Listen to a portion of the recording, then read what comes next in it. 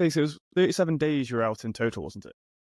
Yeah, so we're in the country for about 2 months, and then we were in the jungle for 37 days, so long enough to miss a few creature comforts. Honestly, I think it's incredible. Like, it's just, I mean, I spoke to you before, I messaged you beforehand, getting in Yeah, touch, just to try to get a bit more information. And I was just, the idea of not just a world first, because that's one thing that's just mind blowing first and foremost, but have you ever done anything what's kind of adventurous or extreme previously? I've seen never. that Ash has done a few things previously, and a couple of the others have as well. But the idea of just thinking, hang on, I'm going to push, so I'm getting goosebumps talking about it. But I was just thinking about, oh, it's a great idea, it sounds exciting, but then as it creeps a little bit closer, it's like the fear would just overwhelm me. How did you deal with that? It's a great question. I think, no, I've never gone off grid as much as this for such a long time. I've done climbing in the Alps for a week, 10 days. I've been to Peru for a while, but that's quite a well structured, organized tour thing. You sort of go off for a week hiking through the mountains, but you got porters carrying your stuff, and it's a bit more luxurious than this. So no, never gone off grid this long for so much time. But as you said, they're going with Ash and Matt and Dick. They're probably the three best people you could choose to go into that kind of environment with. So I was very I did feel quite comfortable with it. But we also we only got the green light for the whole expedition in July. So there wasn't much time to actually worry about it, because we flew the end of August. So there was so much preparation that went into getting this going. When we got the green light, and we was like, okay, we're actually going to do this. We had like a 6 weeks to actually get ready. So you got to make sure you're physically fit. You got to make sure you got all the right equipment. You get flights. You got to get batteries shipped out there. There's so much to sort out. You haven't got time to worry. So yeah, it never really played on my mind too much. Hey, that's just a complete whirlwind. So you were one of the producers, weren't you? Yeah. So there's myself, and then Ash is also co-producing the documentary as well as the TV partner we have, One Tribe TV. So how does that come about? So if you only had the 6 weeks to kind of get everything from the green light, as you say, how long was this in the works beforehand? How did it come about? So it came about a year ago. So back end of August last year, Matt reached out to Ash on Instagram, and was just sort of pitching the idea of Suriname with no real context of what we could do there. He just said this is one of the most remote countries in the world. 93-94% forest canopy. Barely anyone ever goes there. There's places where animals haven't even seen a human before. They walk straight up to you and aren't scared of you at all. So that piqued Ash's interest, and I got a message from him a couple of days later just saying, hey, can you kayak? And I was like, yeah, I can. I can Not kayak. lead with the big thing. Yeah. Just I was like, so what are you thinking here? Is it like a couple of days in Wales, or are we going to kayak across the ocean? So once he sort of laid out the whole idea, we kind of went back and forth with Matt and Dick, and we finalised the sort of route, and tried to figure out whether this would be possible, and how we could make it work. And one of the big things that Ash and I have done over the past year and a half is like really put a emphasis on his social presence. And we've repurposed some of the Mongolia content and the Madagascar content, as well as some new content to create a little mini series for Instagram and TikTok, and that's worked really well with his audience. So we wanted to do that for a live expedition, but we wanted to make sure that was going to be possible. Obviously, going into the middle of the jungle, there's no phone signal, there's no it's just the Wi-Fi. It's completely off grid. So Ash has got a couple of really good contacts at GlobalSat and Viasat, which is one of the partners we were able to bring on board. And that just meant that we were able to actually share the content whilst we were in the middle of the jungle. And without them, it wouldn't have been possible. So that was one of the big first steps, was securing enough of the right partners.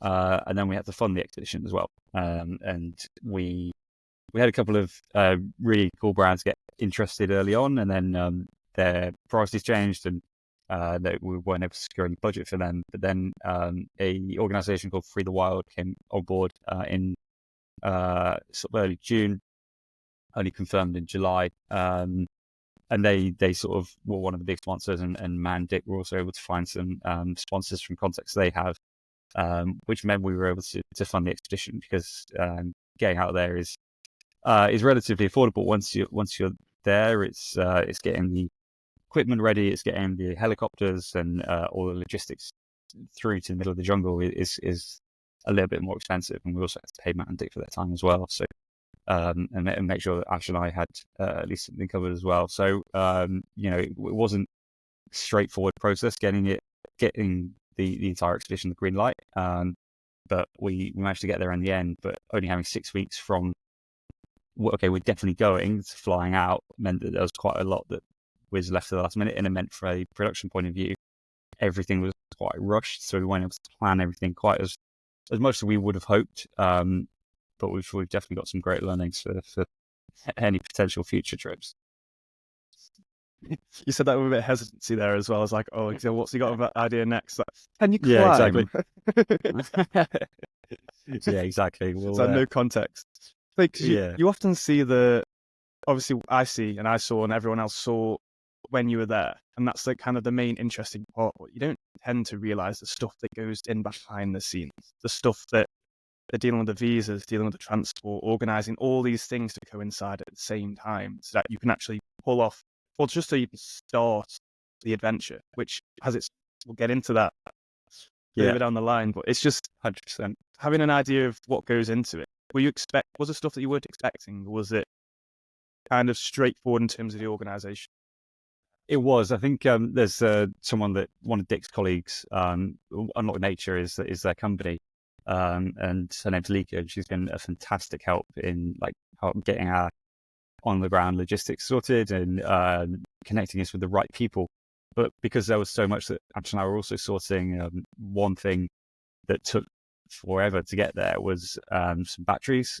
So Mobile Solar Chargers is a really cool company that gave us 200-watt power banks, and these were going to be basically our lifeline. We had a lot of smaller power banks, but these ones would charge the laptops, they'd charge the drones, all the cameras that we had flawlessly, and the other ones we had to have about 1 million connectors to make anything work. So we really need to get these to Suriname, but we basically, about 10 days before we were meant to fly, the shipping company said that they couldn't get them there, and it was too late to put it on a boat and send it to Suriname, so we had to find a way to get it via air crate. But pretty much 95% of airlines and shipping companies don't allow batteries over 155 watts. So we were really stressing, and Ash spent genuinely about 5 days trying to get these batteries to Suriname, and eventually we were able to figure out a way to do it. We were looking at options of whether we get the Eurostar to Amsterdam, and then Amsterdam's got good connections to Suriname. Is there a way we can get it there quickly? And then we're like, maybe we just print off some documents that say they're 155 watts and try and fly with them. And then we're like, it's probably not a good idea, actually, just in case a little bit of Photoshop. Yeah, exactly. So we decided against that. And then Ash took them to a shipping company that said they could do it. And he dropped them off somewhere in East London, got them shipped to Amsterdam. And then the shipping company that had said they could do it then also cancelled. So now the batteries are stuck in Amsterdam. Oh, like, fuck, now what do we do? And that's where Lika stepped in and was able to find a contact in Amsterdam that could get it to Suriname before we even flew there. So that was like a massive lifesaver. And we use those batteries every single day to charge absolutely everything. So without those, the trip, it would have gone ahead, but we'd have really struggled to get any content out to anybody and be able to film anything to even share afterwards. So yeah, that was another big surprise. And then I think the biggest one that was definitely a massive oversight from us was we'd flown to Suriname via Amsterdam. So we'd been on the go for about 24 hours, maybe 30 hours.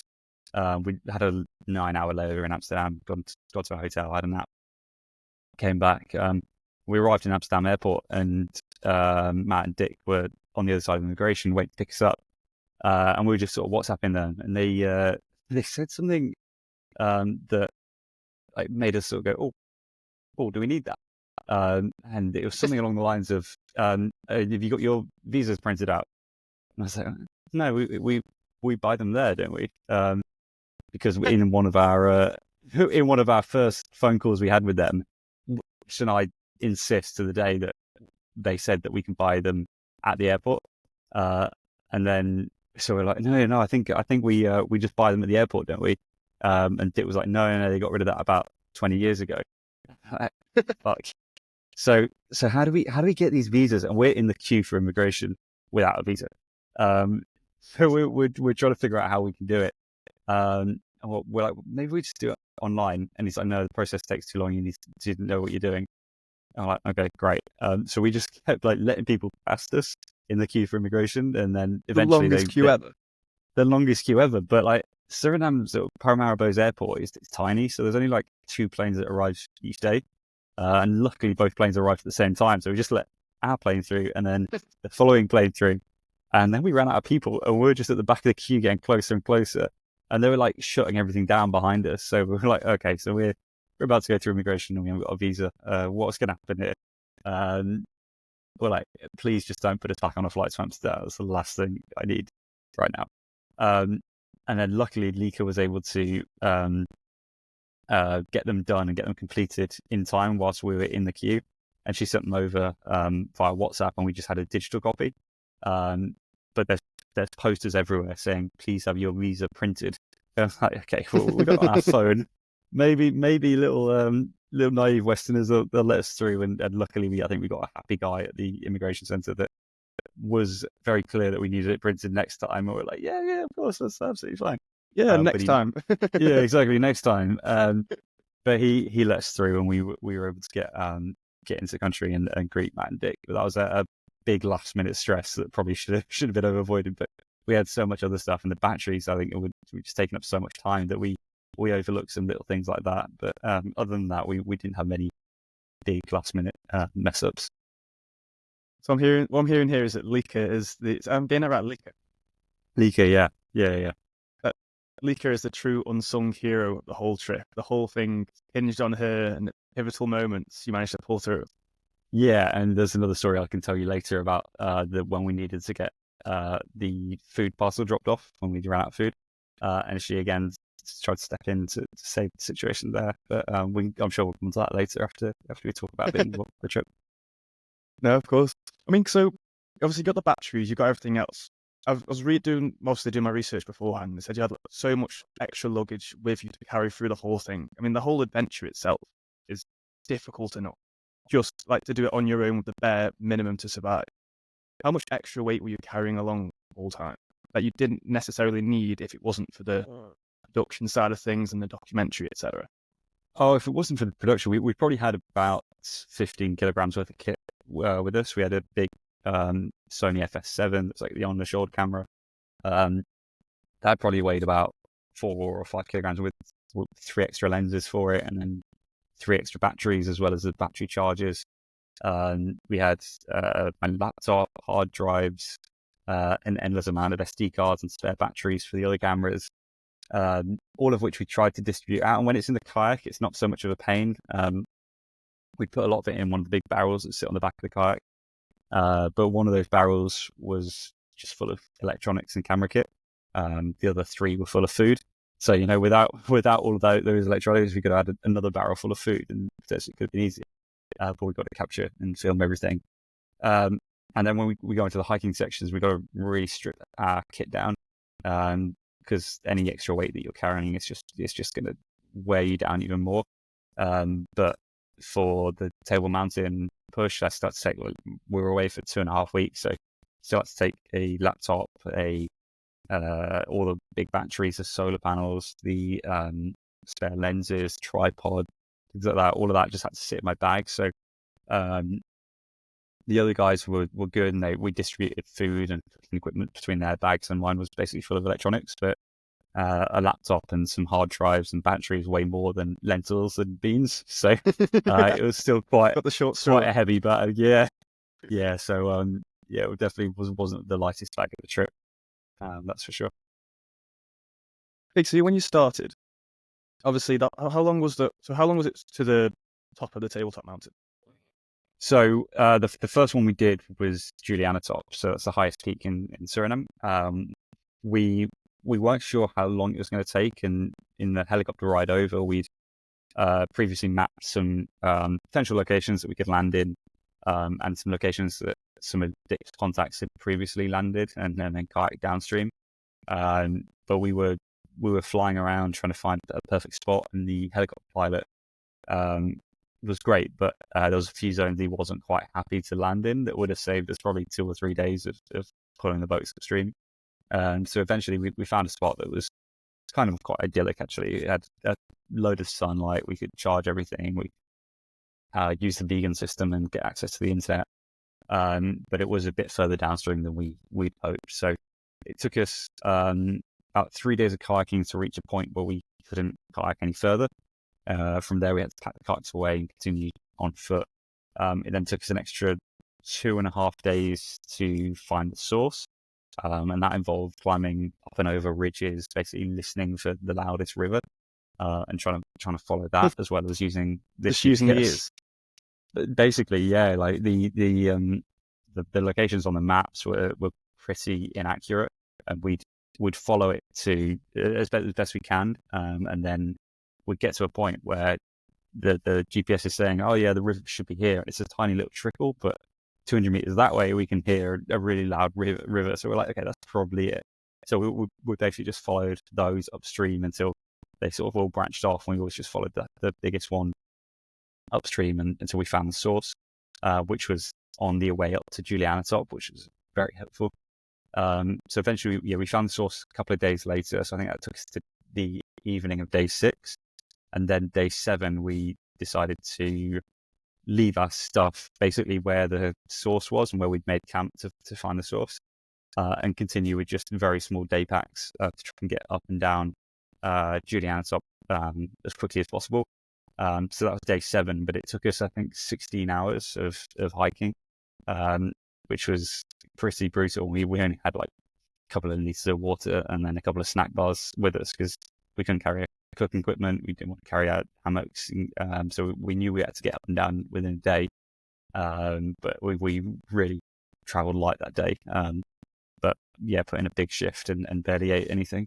So 7 days to get to the top of Juliana Top, and then a further a week and a half to get to the top of, or to get onto Table Mountain. So cool. So just to rewind a little bit before carry on to the whole trip, I want to get into such detail with it. How was the feeling when you finally landed in Suriname, and you just see the helicopter flying away past the horizon, and it's just you guys there? What was the vibe around the camp? What was said? It was how really how bizarre. Did it go about? Yeah, I think so. We did. The helicopter was the smallest helicopter that is in Suriname because we wanted something that could land in a really cramped zone. So the first run was Dick and myself, and then it flew back to a small community that picked up Matt and so it picked up Ash, and then went back and picked up Matt later on. And yeah, it was kind of bizarre because Dick and I got dropped and the helicopter disappeared. I think Dick and I just sort of looked at each other and started laughing, like, welcome to the jungle. And It's just you two there first. Just us two in like the middle of nowhere. And Dick's like, he basically lives and breathes the jungle. He knows exactly what he's doing. He's he immediately just adapts into the situation. Meanwhile, I'm like second guessing everything. I'm looking at these leaves, got massive thorns underneath them. I'm like, okay, that could kill me. I'm looking at a little fish in the river. I'm like, okay, please stay away from that. So I'm like second guessing absolutely everything. It took me a couple of hours to like sort of settle in and go, okay, maybe this little green leaf isn't going to kill me. I could probably move it out of the way with my hands. And then, yeah, so it was a bit strange at first. I felt like a real novice just there with Dick, who's like completely fine with absolutely everything. And then Ash arrived, and then Matt arrived as well, and it was quite a nice feeling. And before we left, the cook at Dick's Resort had made us a load of chicken pasta, so we had that as soon as everyone arrived, and we just sort of sat down and had like one last meal of comfort whilst looking out over the jungle.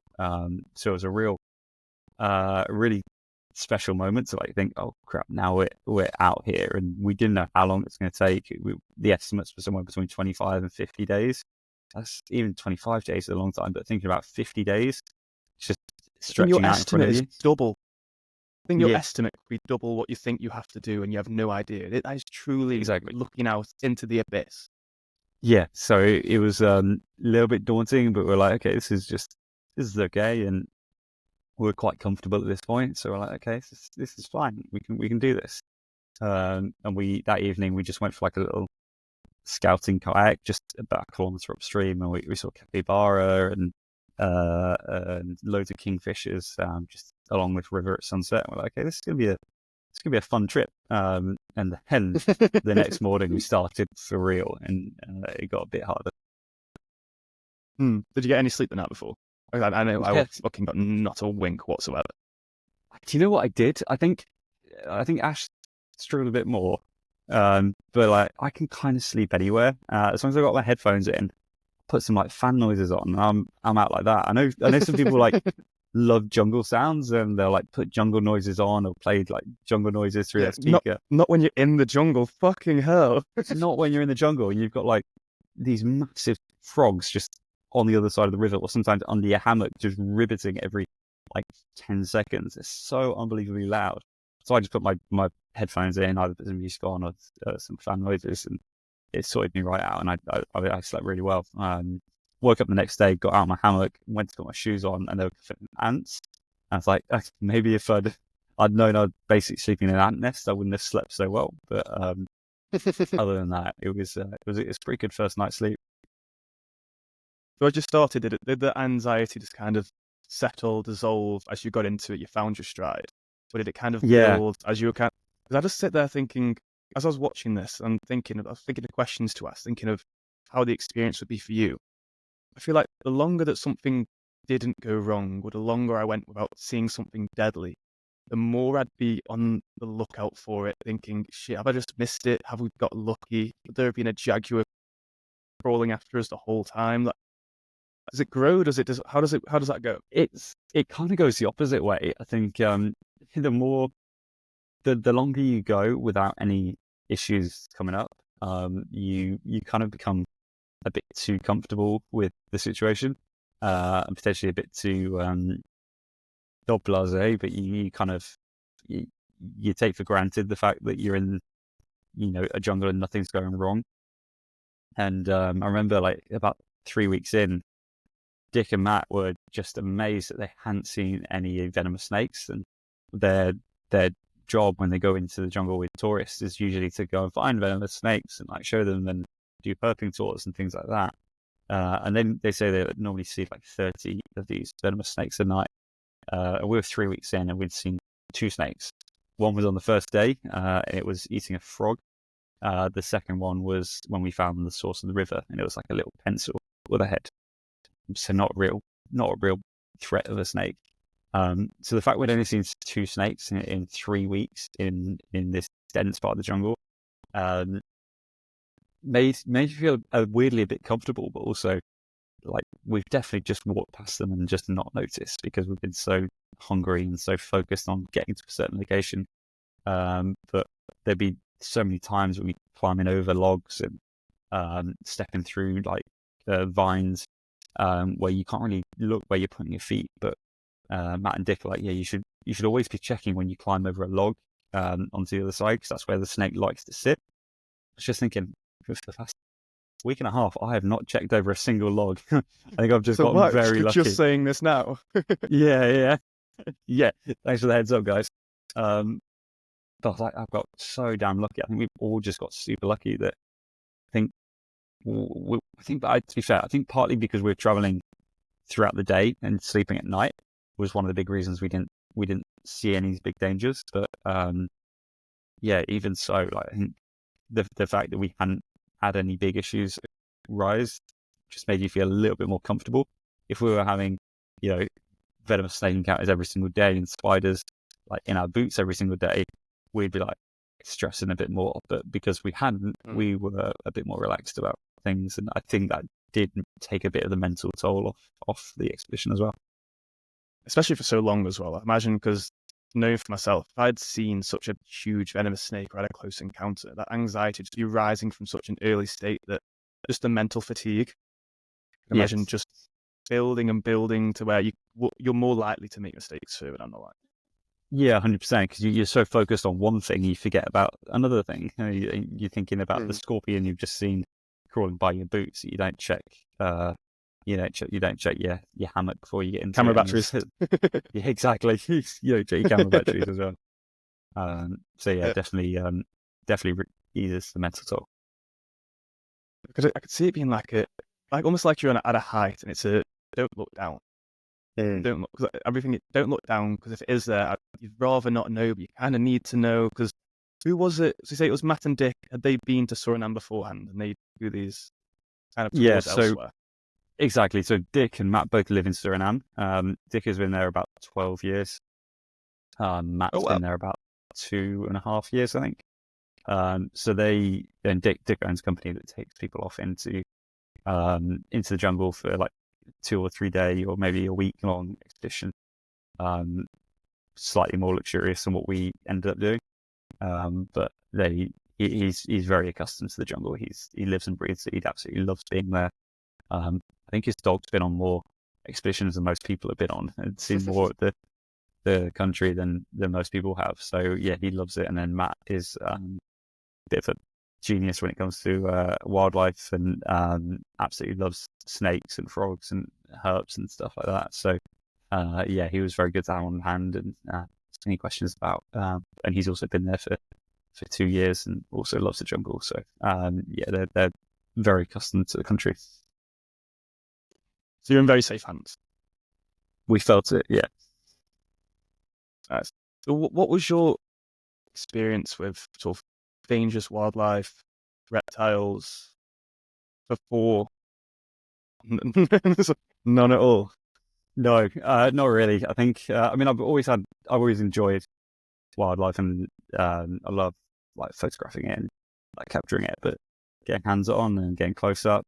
And if anyone was to ask me a specific about an animal, I probably wouldn't be able to tell you exactly what it was. But yeah, no, I still have a great interest in it. So it was really cool to be out there and be able to see a lot of it with those guys who obviously know so much. That's perfect. That's awesome. So, right, going back to where we were, the top of Juliana Mountain. From there, so it took you 6 nights, was it, to get to the top? I think 6 or 7 nights. Yeah, 6 nights to get to the top, and then we reached the top, and it was a really tricky climb towards the end. We had to sort of battle through this 12-foot elephant grass, which is basically really, really dense, overgrown grass. And remember, we got to the top, and we'd all been like picking ticks off ourselves for the last couple of days. And I got to the top, and I looked down left arm, and it was just covered in black dots. So I was like, "What the hell is that?" I brushed it off, thinking it was mud, but it wasn't. It was ticks. So I had like spent the entire time on the top of the mountain plucking about 40 ticks off my left arm. So that wasn't quite the way I'd anticipated spending the time on the summit. But it was it still felt great to be up there. And then from there we obviously went back down to the base camp we'd made. We got in at about midnight, had a ration pack, and then woke up the next day and had to start the hike back to the boats because we were running out of food. So we'd done 2 or 3 days of hiking up the mountains and skirting around, and we managed to find a slightly more direct path back because we didn't have to sort of double back and go and find the different source of the river that we were looking for. So we made it back to the boats in a couple of days, and then from there we spent another day kayaking downstream. And it's amazing how much quicker you go downstream than you come upstream. And like the tiniest of course, yeah. Yeah. Of course, so the first whole section was all Yeah. Then pull I didn't even upstream. think this is Yeah, so I mean, kayaking up against the current is okay, but when you're kayaking up against the current, you meet the smallest little bit of rapids or rocks. You have to get out of the boat and you have to pull it. Whereas when you're coming downstream, if you meet a small rapid or rocks, you can usually just sort of let the boat flow down it and hope that you don't fill it with too much water. So I think, yeah, it took us about 3 days of kayaking, or 3.5 days of kayaking to get upstream, and then about just over a day in the morning to get back to where the helipad was, and there we took a day's rest and recovered a bit. And then Did you do much training for that then? For that side of things? Yeah, Because so you're a runner, aren't you? yeah, I'm a big runner, do a lot of climbing, quite a lot of hiking as well. So I had like a decent base level of fitness, but Ash developed a little training plan for about 3 months. I was going through that, and that involved like a lot of calisthenics, sort of functional weight stuff. But I don't think I put on enough weight because I very quickly lost a lot of it. And as soon as you lose the weight, carrying any extra weight in a rucksack becomes quite hard. So if I was to do it again, I would have bulked up a bit more as well as the training. So what were you when you came into the whole trip? What did you weigh then? So I started off, I weighed 74 kilograms. How tall are you again? Sorry. 6 foot. So I'm relatively lean as it was, and then coming out of the trip, we all weighed ourselves again, and I think Matt had lost from the scales. He'd lost 8 kilograms, but because the last 2 weeks of the trip we were eating a lot better. We had a lot of good fish and food like that. We added on an extra 2 kilograms to what we would have lost. So I think he lost. We called it 10 kilograms at his lowest. Shorter lost 10 kilograms. I think Dick lost 6 or 7 kilograms, and then I lost 12 kilograms. So I was down to 64 on the scales, and then add another 2 on down to 62. So I really lost the weight quite quickly. 12 kilograms in Yeah. 37 days. Yeah. So that kind of gives you an insight into how little we were eating and how much we were moving. That's insane. So obviously the training in terms of the physical training, Ash put that together for you, and I imagine there's a lot of that beforehand. You want to be as prepared as possible. You've obviously already got a good base level, your VO2 and all sorts. There's already like a very good level. You feel you were probably quite confident with the fitness elements of the whole trip. But was there any kind of training beforehand with the diet? Did you try and bring yourself to, or did any of you try and bring yourself to a level where you'd maintain so you were used to working at that kind of deficit? No, there are points where you try to, but like I kind of wanted to balance it between like I need to maintain and try and put on some weight. I also don't want to stretch my stomach to the point where I'm used to having 4,000 or 5,000 calories a day and then cutting it back to 1,000 calories a day. So there was points where like I'd try and skip breakfast or skip lunch and then have a bigger meal in the evening to just get used to training or going to the gym with no fuel in the body. So I kind of do that to an extent, but never cutting back as much as we did on the expedition. It's a fine line.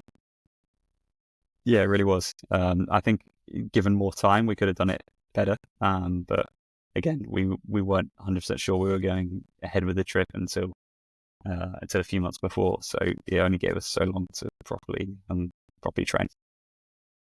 So was this how the hallucinations started? Was that kind of a food deprivation and just extreme exhaustion? That was more towards the end. We and I'm sure we can come back and cover more points, but towards the end we had we were up against the tides, so to be able to cover enough distance in the time we had to basically kayak when the tide was going out, and when the tide was coming in, you can't kayak against it. Even the strongest kayakers would be going backwards against the tide. It was really moving at quite a rate. So that meant that we'd kayak for 6 hours and then there'd be slack water. We'd kayak for maybe another hour if we could against the tide. And then as soon as the tide started coming in, we'd have to go to the banks, tie on, or try and find something to camp. and wait for the tide to come in before going again. But that meant we were never really out of the boats that much in those final 3 days. I think we managed to find one campsite for about 4 hours. We set the hammocks up and got a couple of hours sleep, and then we got back in the boats. So over those last 3 days, I think we had about 5 hours sleep in total. Most of that was just sort of snoozing in the boats, but it meant that like we were really sleep deprived. So we'd have these weird moments about 3 a.m. kayaking down these rivers, or kayaking down the river, where we'd just be so tired. We'd all just sort of latch our boats together, put a leg over the edge of someone else's boat, and just sort of hold each other together like otters. And because the tide is still going out, you're still drifting down the river. And we'd just sort of sit there, and this is after we had the food drop, and we would just have a couple of cookies, and just eat those cookies, and kind of like laugh at each other. Like, what is our life? We're covering distance now, something that we struggled to do on that route to Julianasop, eating cookies, and we're covering the same distance now. There was one really funny moment where I think that's our worst day. We covered about 600 meters as a crow flies. We stopped on this river to have some snacks, and Ash just went, at the end of this break, we'd had like cookies, crisps, and we were just eating our way through our snack bags. And he was like, "Great work, lads! We've done 2K." And we're like, "Amazing! We've done 2K whilst eating cookies," which was like, it's something that's so stupid because you can go for a drive or go in the train and you can cover that same distance whilst eating cookies. But for us, it being so remote and just getting free distance whilst eating some great food was very bizarre. And then we'd just sort of sit back, and after the food, we'd just have like a 10-minute snooze on those boats and still cover another couple of kilometers. Just the small things. You can sit there every single day of your life. You could have a pack of Maryland if you wanted to every single day and just sit there, not think twice, have it with a cup of tea whilst you're doing something on the computer. But now you're just in those moments, in the most remote place, the smallest thing just triggers like what the fuck is life? Yeah, exactly. Yeah. It's a really strange sort of experience, and you really do just enjoy the little things so much more. That's amazing. So sorry, to take you back so we can keep a little bit on track with the actual track of the expedition. You were coming down, you were downstream, but you made it back to base camp.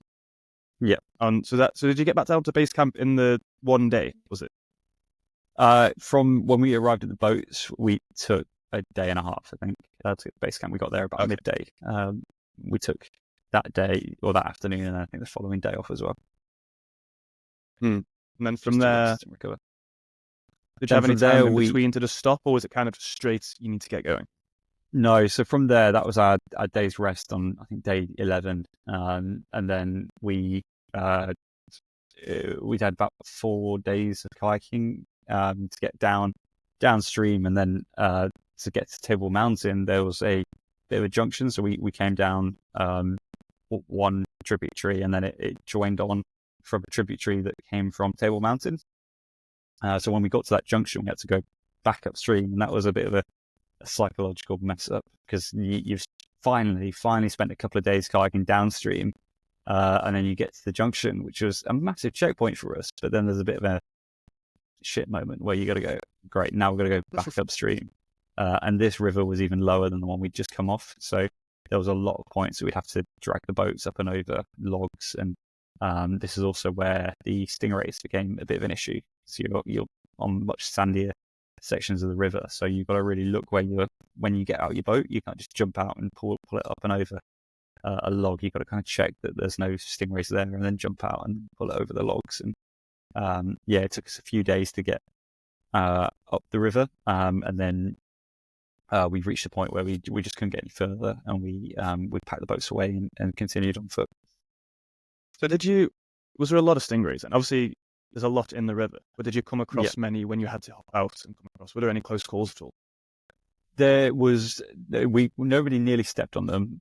We had a couple that would swim under the kayaks, and because they're inflatable, you can kind of, you would feel their movement in your bum as they sort of go underneath you, and that was a bit that was a bit jarring. And Just then a little bit. You do not want to zap.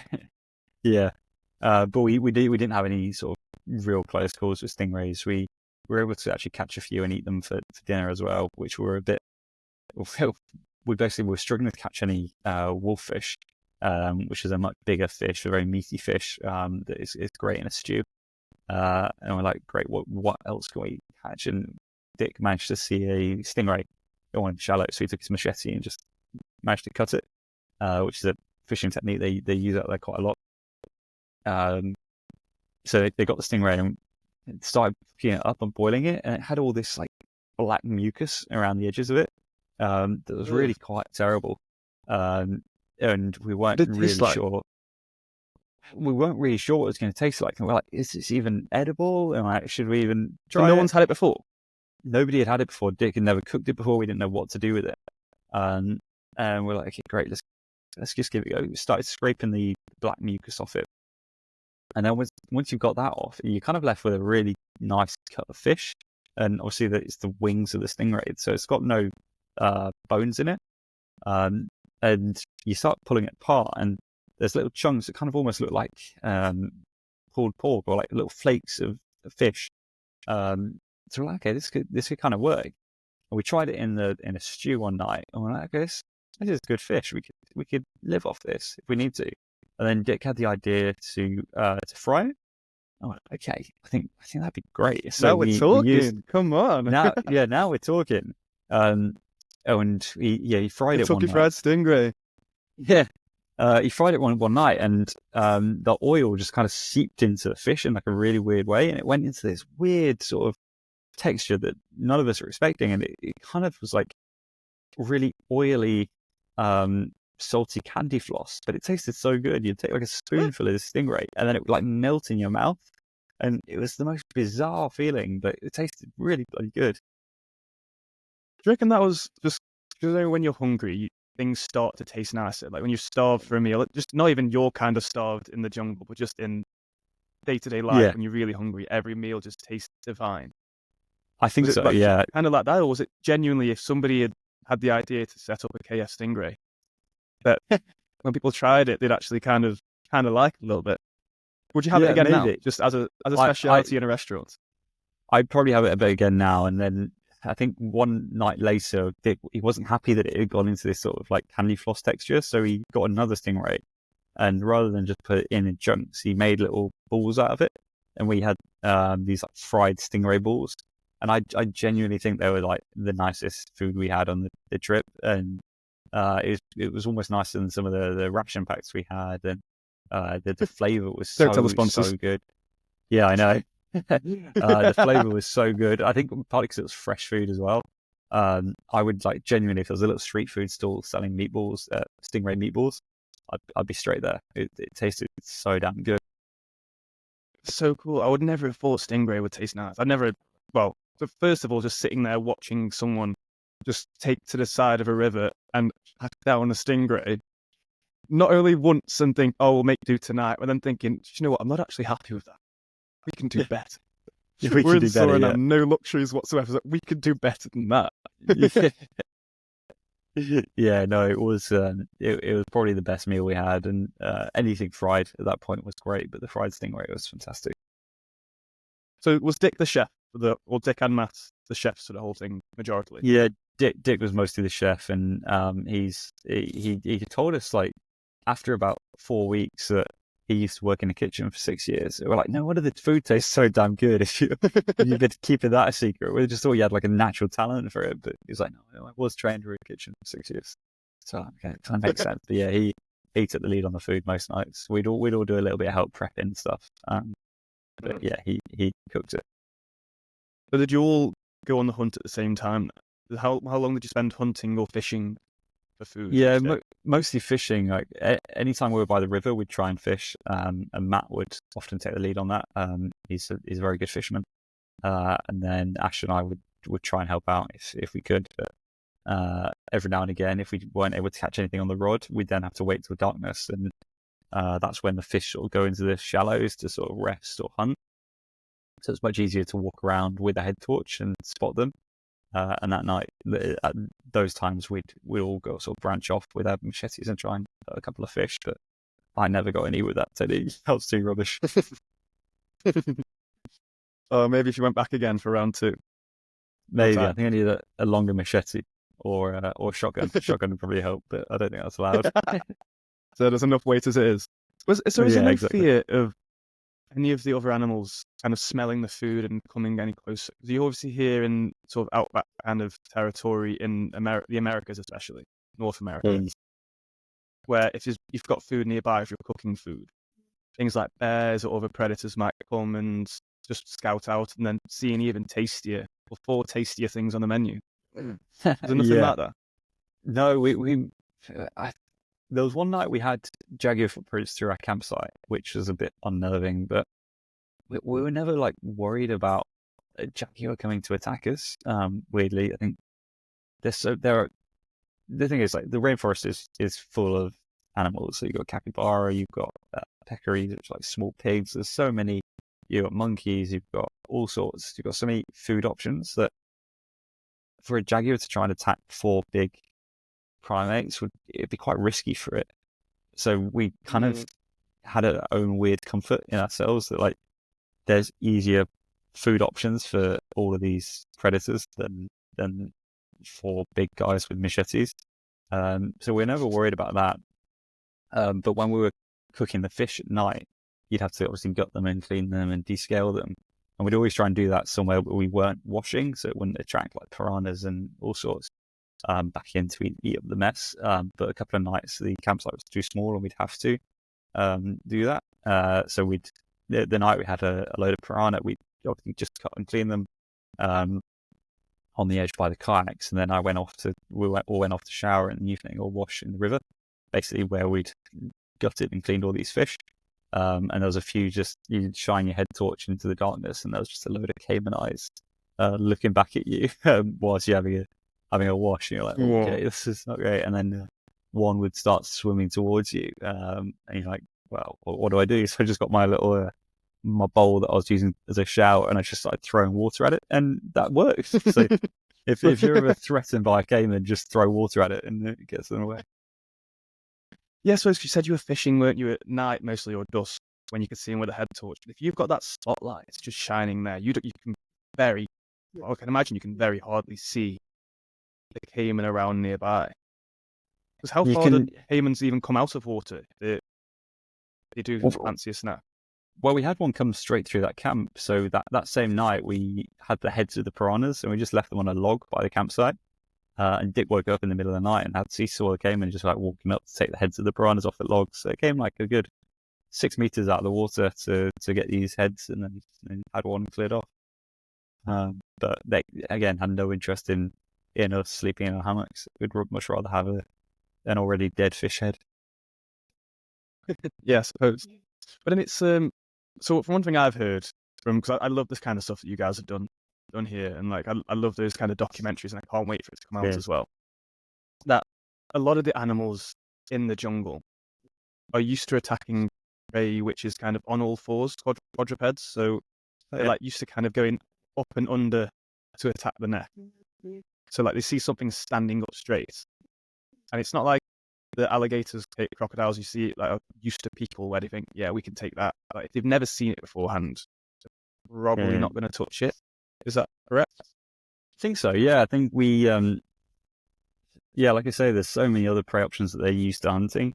I think unless it was a starving animal and it was desperate for some food, it's probably going to go for an injured capybara or a half dead iguana rather than try and fight something that it's never seen before. So yeah, I don't know specifically whether it's because we're stood upright or because it just wasn't a prey item that they were used to seeing. But we never felt threatened by any of the animals. Nice. So that was when you had just started going back upstream the first night, and then following that, how long did it take to get? Yeah, so past the stingrays, you had that first night. How far did you have left to go upstream before you had to pack kayaks away from that? That's where we packed the kayaks away, and then we had to portage them over a mountain, which was the day we covered about 600 meters as crow flies. and then from there we had another day and a half of kayaking before we reached a section of logs that we just couldn't continue past.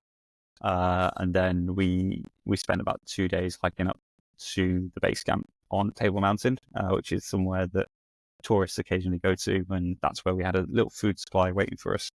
And then we took another 2 days rest there. So it took probably from the base camp that the helicopter dropped us at to the base camp on Table Mountain, it took, I think, maybe a week to get there. It's got to be such a demoralizing thing when you've just got out the water and you only cover about 600 meters in the first day out of the water, thinking, oh, fuck. Like, this could be the entire rest of the trip, half a kilometer at a time throughout. Yeah, it was brutal, especially because Dick had tried to climb Table Mountain before from a different side, and it had taken him 2 weeks to do, I think, 6 kilometers. So with that in our minds as well, we were like, okay, this is going to take forever, and is it even worth it at this point? And Ash and I were both sort of like, come on, we came here to do source to sea.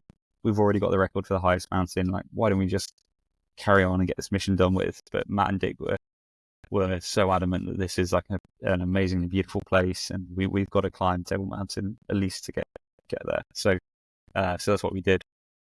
And we did eventually make it up the mountain, but the forest did clear and open up, and thankfully the route up there was not quite as bad as we'd anticipated. So it was okay. But then once we got onto Table Mountain and we'd had a couple of days rest, we still had to get to the summit. So Table Mountain's a tepui, which is actually like a flat top mountain, but obviously still has a highest peak, and it meant that the side we climbed at was the lowest point. So we had to cross the entire mountain to get to the highest point, which is about, I think it was about 7 or 8 kilometers across. And we covered the first 4K in a few hours, and it was super easy going. And we're like, this is great. We're going to be at the summit by midday. And then the jungle got worse and worse and worse, and we reached vines that were as thick as your arm that you had to hack through.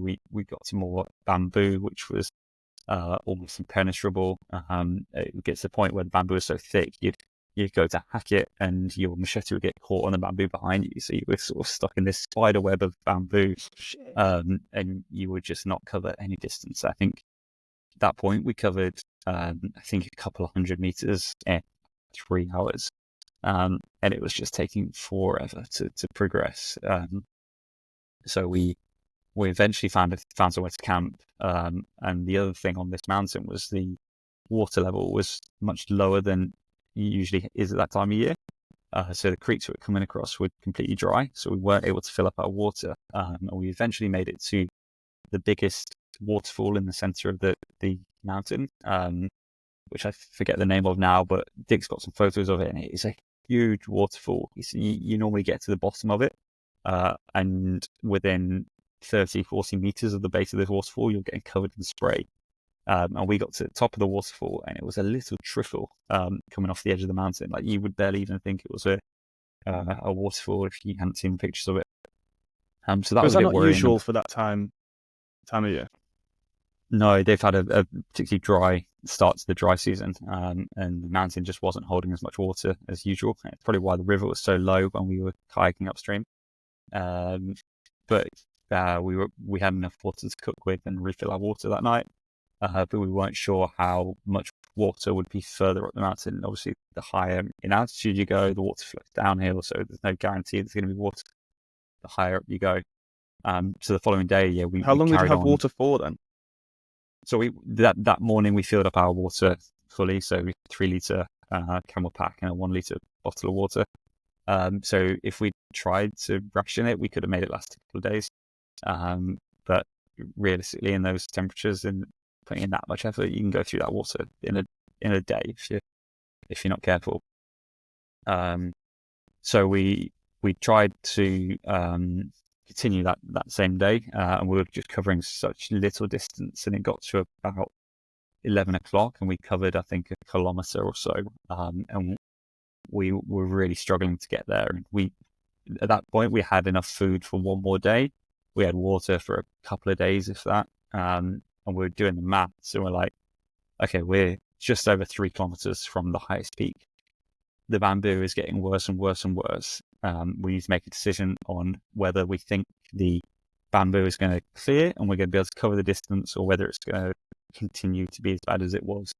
Or we were hoping that we'd be able to get to the far ridge and just walk along the edge of the mountain where it drops away, and hope that if the forest was a lot clearer.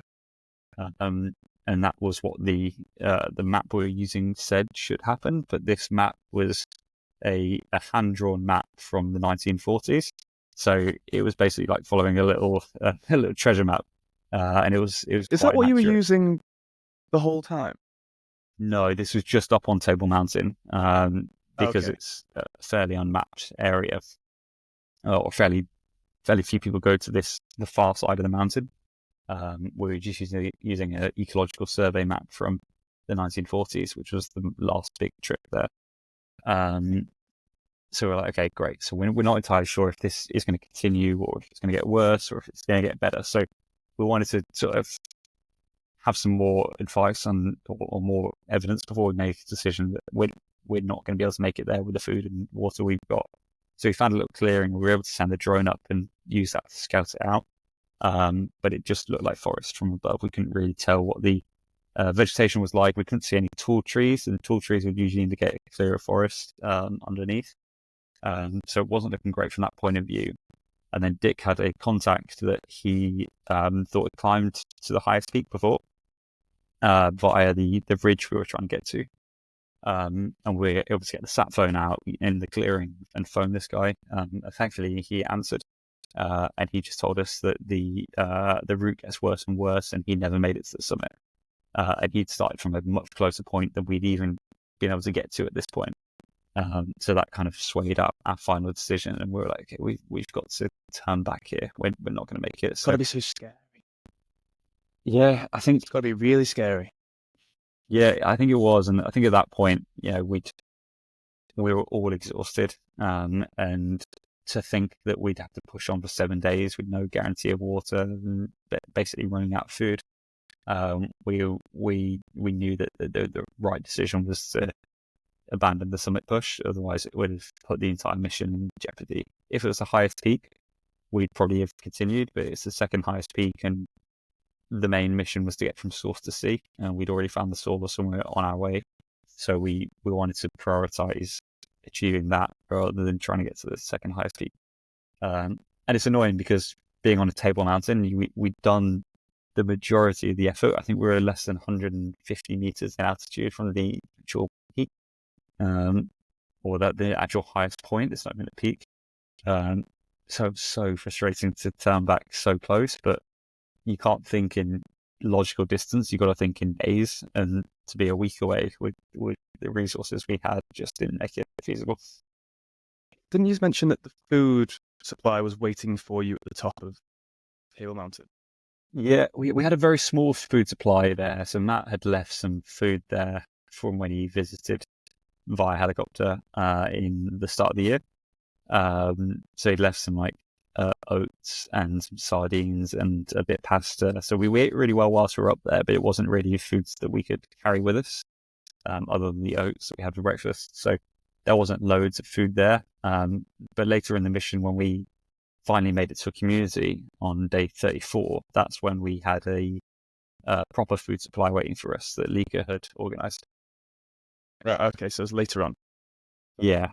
I can tell you that story now if you like. There's or we can run through what happened in the trip leading up to that. Let's save it, and because I'm intrigued to see how you found your way around and where you went to next, because you said you were about 150 meters elevation below where you wanted to be, and about 3 kilometers was it from the top, and you had to turn around from there. How did you figure out what route you needed to take? So from that point, we just followed the route back to base camp we had previously cut. Okay, so this is the furthest point you ended up going. Yeah, so that was the point we had to turn around. We didn't think we'd have any option other than to do that. And the hardest part about moving through the jungle is cutting a path. So rather than trying and straight line it back to camp. We just basically followed the route back that we'd already cut, and you were able to move a lot quicker at that point. So it'd taken us a day and a half to get there, and it only took us about 8 hours to get all the way back to base camp. So we got there in the evening, crawled into our hammocks, and took a bit of time off in the morning to rest and recover before continuing down back to the kayak. Nice. So at what point did it kind of hit you then, what you'd achieved going through? Was it at that kind of point where you had to turn around and you're realizing this is the home straight now? Or was it still kind of like was. there's a lot to go? Yeah, I think psychologically leaving Table Mountain and knowing that every step we take now is a step closer to the sea, and especially after we've made it back to the junction and we're on the main river, that's kind of where it changed for us. We're able to make some really good distance each day. And it also meant that we could wake up earlier. And so we'd be up at like 4 a.m. on the river at 5, and you'd kayak through the darkness for a few hours. And that was pretty special to be able to do that. And you have a bit more time to think and relax, or not relax, but you're not focused on each step. You're letting the river carry you a bit, but you're also kayaking a bit. And that's where you start to think about like what you've actually done, because you're not up against it every single second of the day. You've got a bit more time to think. So yeah, your mindset definitely changes in those last 2 weeks. But it took you, so to get back down to the base camp, you did that in 8 hours. To get to Table Mountain, and then from base camp back to the kayaks, it was another couple of days, and then from the kayak back to Table Mountain Junction, it was another day, I think. So we're back at the junction within a couple of days, and then from the junction, we thought it was going to take about 2 weeks. Is that when the food situation started to get a little bit more dire and a lot more stressful? Weirdly, it wasn't actually. I think by that point we'd been through the worst of it. So coming off of Table Mountain, despite the food supply we had up there, I think that's when we were at our skinniest, because we'd still been rationing food. We were still having, a handful of peanuts for lunch each day. And we were able to pick up one of the other barrels that we'd left at the junction, which had more food in. So we were able to start actually using the snacks we had for snacks rather than using the snacks for lunch. And we were also able to fish, which meant we could supplement the food that we had a lot better.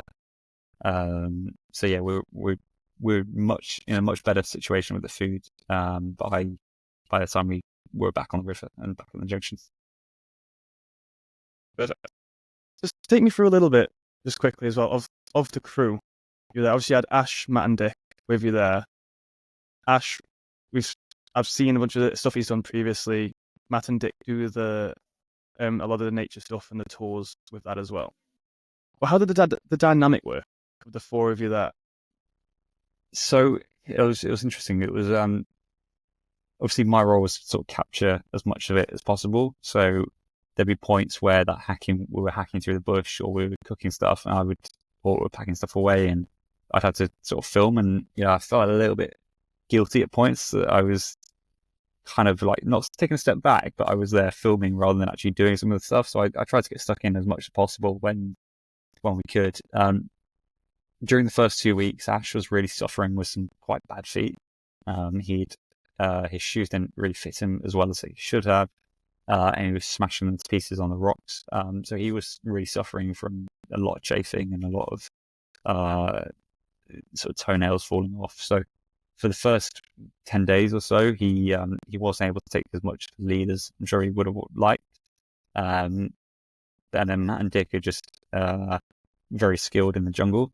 So we spent a lot of time learning from them. So they would often take the lead on something, show us how to do it, and we'd then try and pick it up and mimic it.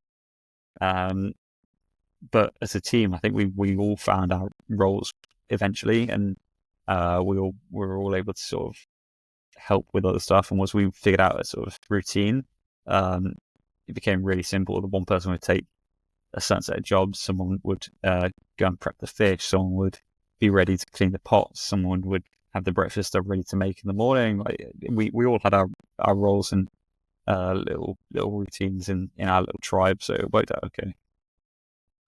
Hey, it's the tribe of you guys now. It's not a team, not just a team. It's a tribe. it felt like that towards the end. Yeah. What were some of the things that Matt and Dick taught you for survival tactics, survival lessons, or things to look out for? Just general things that, well, you get the gist. Yeah, it's a great question. It's weird how that you just pick up on the little things, like marking a trail. There's Dick's very skillful at like finding a route that he took back. With machetes, we'd always be marking the route we made just by taking a little chunk out of the tree or cutting a piece of bamboo and folding it in a particular way to sort of mark it. And then if we took a wrong turn, we'd take some steps back and then refold the bamboo to make it look like we didn't go that way. And just figuring out how to cut through a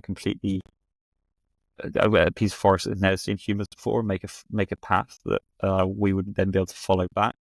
That was something I've never done before, and to be able to learn that from them was amazing.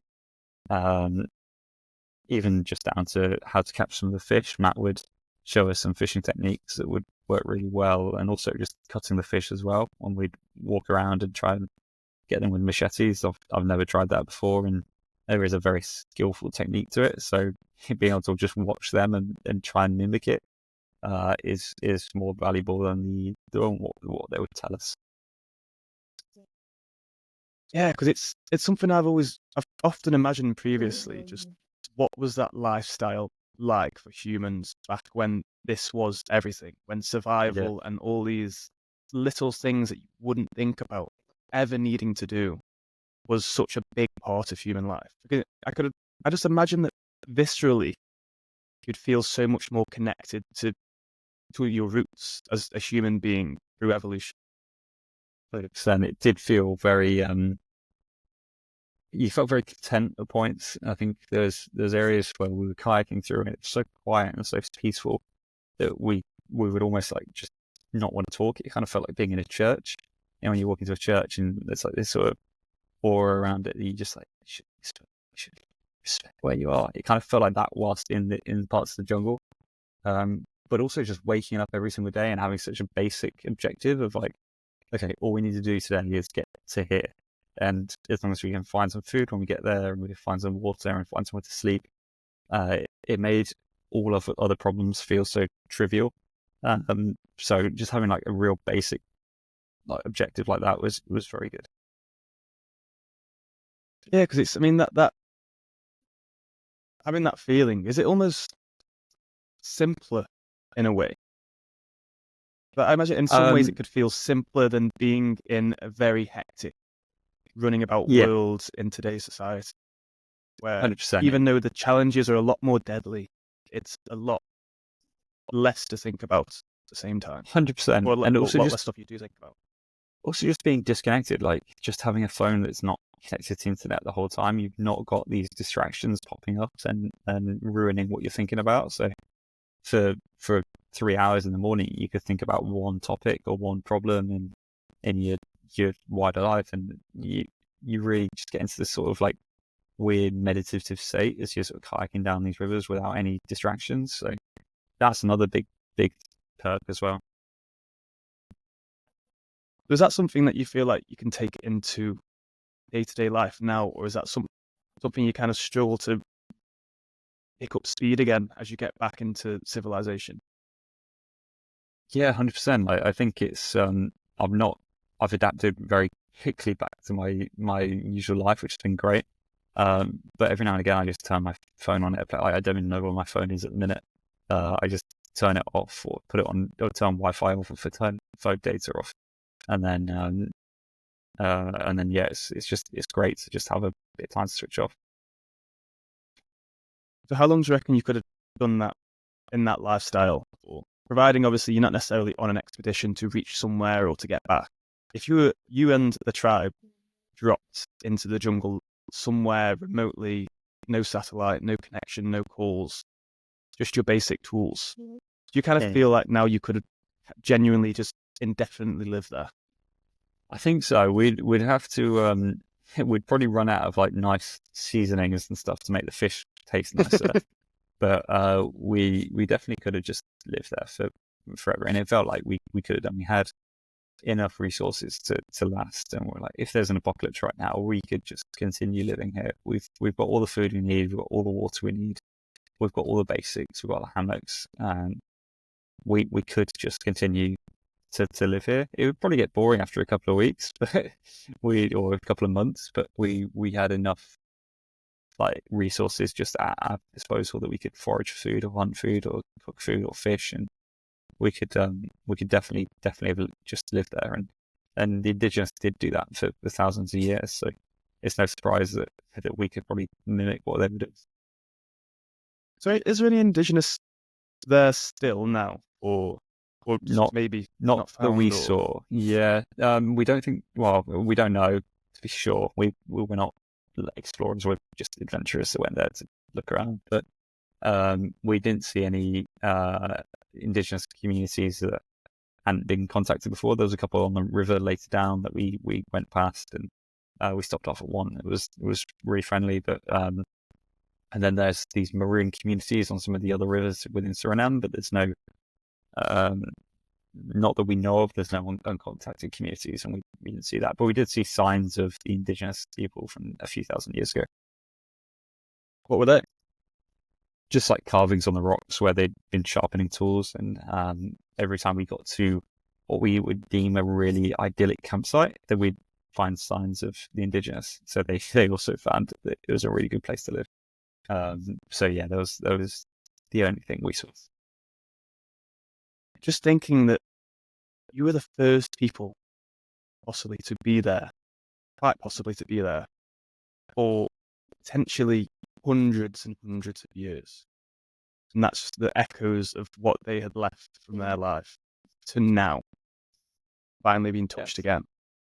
Yeah, it was really, really quite special. And those points that we don't know if because when we're further up the mountains with no fish and far fewer resources, and we're living with ration packs because there's no food and stuff, there's no evidence up there to suggest that people had been there. And maybe they had later, further down the time, but just to think that we could potentially be some of the first people to have laid eyes on these sites was very exciting.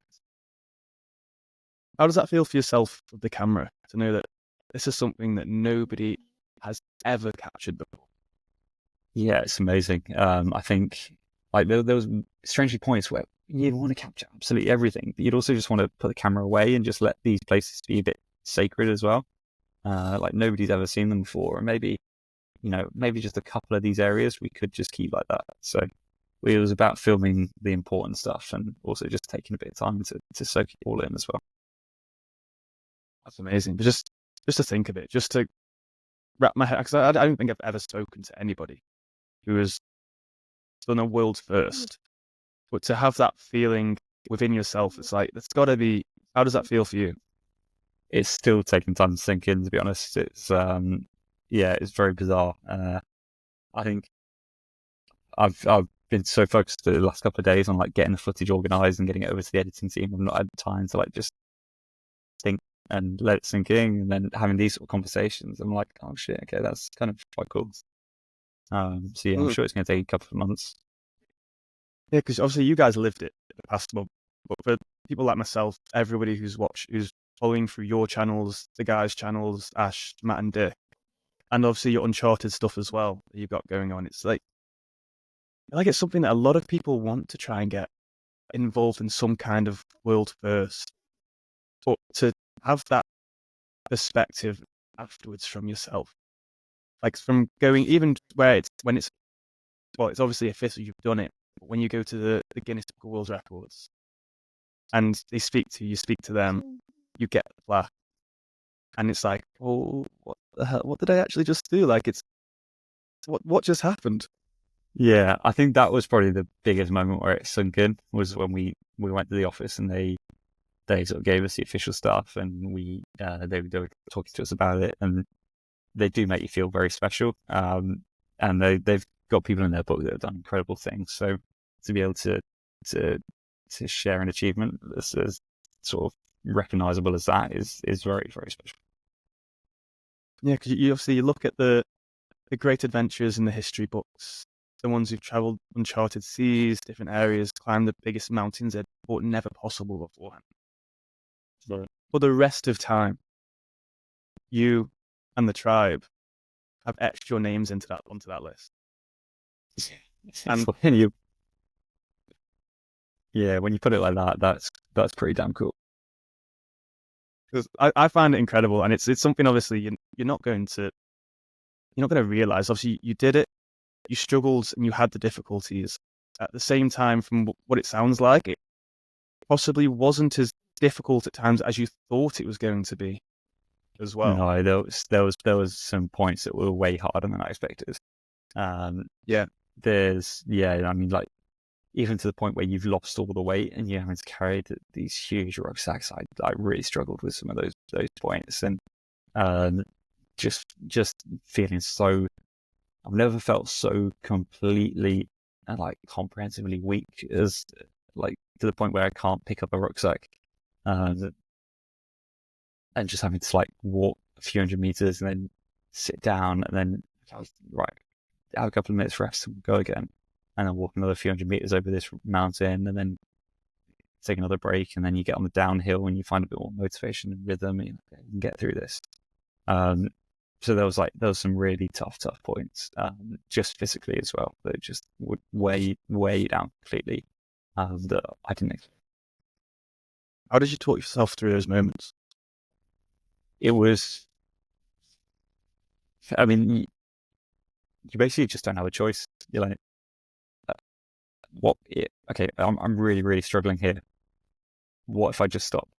Okay, well, I can just sit here forever. And then what? You just do not have a choice, even though we're with a team. The team's also having to do the same stuff. So just not having an escape route is a strange motivating factor. If I was in like a running race and I was suffering that hard, I would you pull up and go see medical help or get some water or take a break and have some food. You don't have that luxury out there, so you just have to continue because there's no other options. I mean, I'm not an endurance athlete. Obviously, you do a lot of your running previously, and obviously the guys as well, they put themselves in that position. It's something that I feel like you can just unlock at a certain stage where, like you say, your back's against a wall. There's no other option to do it. And you're just in there. It's like, if you do stop, that's it. And it's just something so hard to wrap your head around, where I saw a poll on one of the guys' things. It's like, I saw a poll before. It's like, do you think you could do something like this? And this where it's like 60% of people thought that they could do it. And I'm looking at it like, do I really think I could do it? How much it's not just the training, not just the physical training, not just the planning. Obviously, you guys had done such a good job of the whole thing, the planning, the experience, the right people. Like you really nailed the whole thing, start to finish. But I don't think I could. Yes, but then again, you don't know. You don't know if you can make it through those kind of things. Do you feel like this now has like unlocked another level to your endurance stuff? Yeah, potentially. I think like just putting it really shows you what your body can do when you're not fueling it properly, or when you've got nothing, or like you say, when your back's up against the wall. It really just like it feels like you find another gear and you're able to push through stuff that you never thought you could. So now when a little issue arises on a run, I'm hoping I can go, okay, I've been through worse. I can get through that. But then again, I did just try to go for a run this morning and I got a stitch after like 2K. And I was like, okay, I could just walk here for a minute. So maybe, I think, I mean, it's probably because I'm eating so much and I'm not trained since I finished the expedition. So that's probably not a massive surprise. But I think, yeah, you do.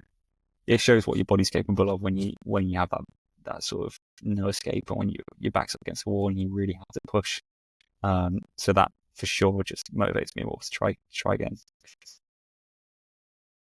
Obviously, it's all finished now, and it's obviously the big drop, the adrenaline dump, and everything else with the media, the news articles, the things, the family reunions, everything that's there. Do you feel that, barring obviously Ash asking some random question of you and expecting you to be all aboard, is it something you feel like you want to seek out next? Or is it, right, this give me, not necessarily obviously straight away, you take your time, get back to normality, let this whole, because obviously as on the producing side of things as well, for yourself, there's a lot more still to be done. Yeah. Yeah, 100%. The mission's not over, but like also just if you'd have asked me whilst I was out there, there's not a chance I'd have said I want to ever go back to put myself through that again. But as things settle, you sort of forget some of the harder points and you start thinking, oh, maybe I'll try something else again. But I think for me personally, the next big challenge, like physically or whatever I want to do, is I want to be able to fuel myself properly, and I want to see what my body's capable of when I properly train and properly look after it, rather than, because I now know what I'm capable of when there's nothing there. So yeah, training properly and fueling myself properly is going to be huge. So yeah, there's a couple of big distance runs I want to do, and there's a couple of big mountains I want to climb in the Alps. So there's sort of personal challenges that I'd like to get ticked off next, I think. Yeah. So for you, is it more the endurance side that sort of makes you tick as opposed to necessarily the adventure side of things? I think so, yeah. I think for me, the most satisfying parts of the trip were weirdly those days where we had like sleep deprivation, but we're covering like 80 kilometers in one stint, and like seeing what your body's capable of when you really push it to the absolute limit. That was really rewarding for me, and it also generated some of the best stories. So being able to balance those is really cool. That's amazing. And then just quickly as well, obviously you mentioned just that the producing side of things, or from the whole expedition, the journey isn't over yet. Yes. How hands-on will you be with the whole editing, with the documentary, with the production of what happens next? Is that something that you want to be as much hands-on as possible, or is it kind of a hand it off to others? It'll be a bit of both. We've got One Tribe TV who are going to be reviewing the footage and hopefully making something out of it. I've spent the last couple of days like organising everything and writing up logs of the sort of narrative that happened and the really important points that I think they should be including in it. And then on Tuesday next week, I'm going to go spend some time with their editors and talk through a bit more of the narrative and figure it out. But they've got a very talented editing and production team that's going to be sort of trying to tell the story. And then Ash and I will be there as sort of the ones that actually lived and breathed it to try and steer the narrative into what we think is representative of what happened. It is an amazing story. It's just beyond belief for anybody to think of what's possible, pushing yourselves to those limits. And I'm so glad you've done it, and it's inspiring so many. From the Instagram stuff, you all have done such an incredible job with the media, getting out there, doing the whole thing itself. And from what I've seen so far of the footage and what you've shared, you really do capture what it's like to be in those environments, which, I mean, you have your own hopes and aspirations for how it will go and what it has, but I can say wholeheartedly from what I believe that it's going to go out and send such an amazing message to people. Because there's so many people on the verge who are craving that kind of adventure and that kind of exploration, where this little bit, maybe one little reel or one video or the whole documentary can just push them over and like, right, this is change of directory. This is what I want to do. So I fully believe it's going to unlock a lot of things for a lot of people. And I want to thank you, yourself, Ash, Matt and Dick, and everybody else, Lika as well, everybody involved with the whole trip for making it happen, putting it out there. And it's amazing work. You should be so, so proud of yourself. Cheers, Paddy. Yeah, I'm sure the guys will appreciate that as well. But yeah, it's been a real team effort to make this entire production and expedition happen. So I'm really glad it's been received quite as well as it has, and some very kind words. I say this to everybody, and I mean it to everybody, but I can't think of many people more so that I mean these words truthfully. You guys are incredible. Cannot wait to see what you all do next. It's no Cheers, words. Man. No words. We'll have to get you. Yeah, We'll have to get you there for the next one. Well, yeah.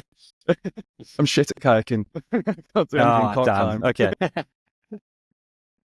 But yeah, thank you very much for coming on, sharing your stories, sharing some of the behind the scenes. It's, again, thank you. Hey, no worries at all. It's been a pleasure to be here and great to share some stories. Perfect. Anyway, until the next adventure, take care. Thanks so much, man. See you soon.